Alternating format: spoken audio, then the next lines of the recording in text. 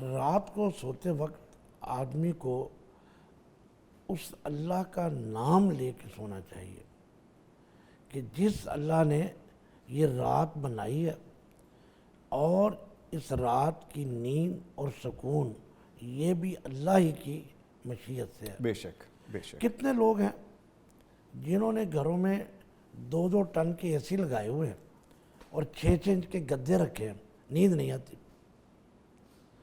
اور گولیاں کھا کے سوتے ہیں۔ اور کتنے ہی آدمی آپ دیکھیں فٹ پاتھ پہ سوئے ہوں، بڑی گہری نیند سوئے، بے خبر سو رہے ہیں وہ، انہیں قریب دنیا سے کا پتہ نہیں آس پاس کیا ہو رہا ہے۔ بسیں ہارن بجا رہی ہیں، وہ فٹ پاتھ پہ سوئے ہوئے ہیں۔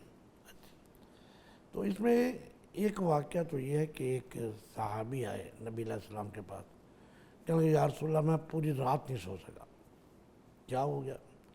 کہتے مجھے بچھو نے ڈنگ مارا۔ اب ظاہر بات ہے، آپ کو پتہ ہے کہ بچھو کا ڈنگ جو ہے وہ سانپ کے کاٹنے سے زیادہ درد کرتا ہے۔ سانپ کے کاٹنے سے آدمی مر جاتا ہے لیکن درد اتنا نہیں ہوتا، اس کا زہر ہوتا ہے، لیکن بچھو کا درد بہت ہوتا ہے۔ تو میں تو ساری رات نہیں سو سکا۔ حضور نے فرمایا اگر تم یہ دعا پڑھ لیتے، اعوذ بکلمات اللہ التامات من شر ما خلق، تو تمہیں یہ نقصان نہیں دینا تھا۔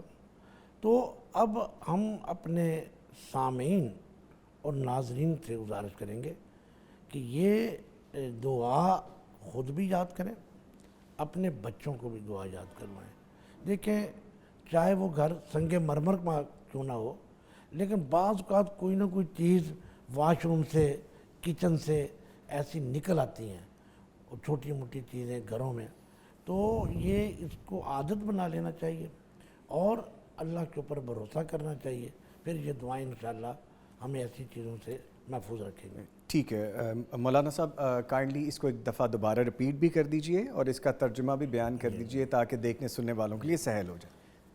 اعوذ بکلمات اللہ التامات، میں اللہ کی ذات اور صفات کے ساتھ ہم اس کی پناہ میں آتے ہیں ہر اس شر سے جو اللہ تعالیٰ نے پیدا کیا۔ جتنی چیزیں پیدا کی ہیں اگر ان کے اندر کوئی شر ہے تو ہم اللہ کی پناہ میں آتے ہیں، اللہ ہمیں پناہ دے دیتا ہے۔